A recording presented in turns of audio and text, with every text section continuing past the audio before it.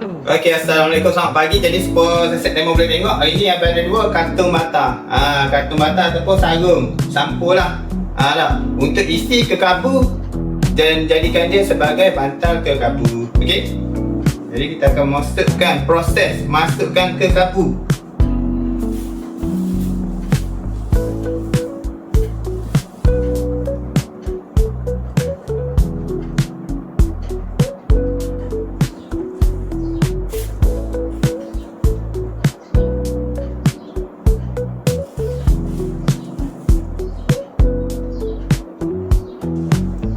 Okey, jadi kita dah siap isi kekabu dalam dia punya sampul, dalam dia punya sarung ataupun kantung.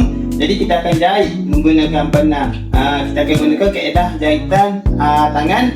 Kita guna kaedah sembunyi jejak.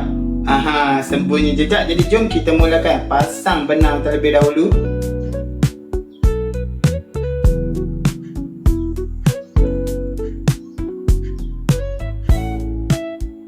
Okey, kita buat dia punya tapak.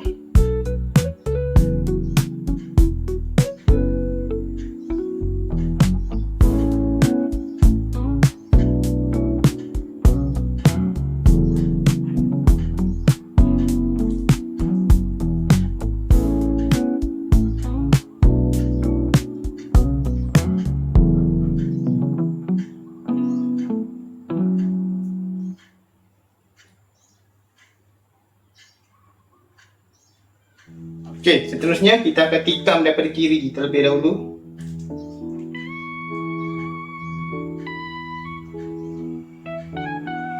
Okey, tikam mata dia punya tulang. Okey, kiri.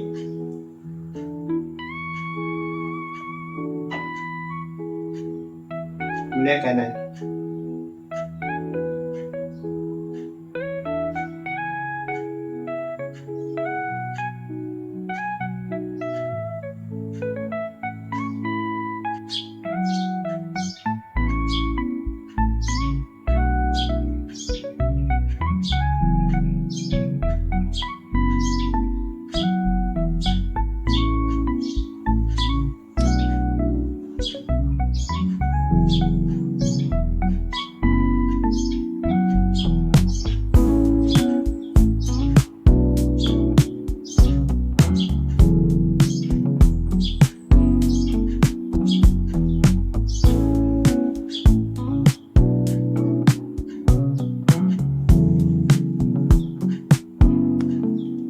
Okey, kita dah sampai ke penghujung. Okey, tikam lagi sekali kanan.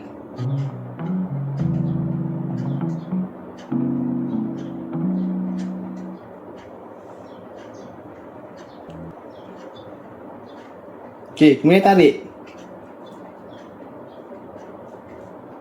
Tarik, kemudian matikan ikatan.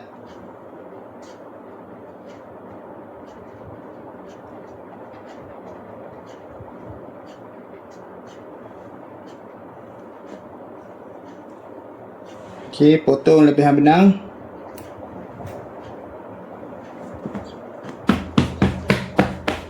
Okey, nampak?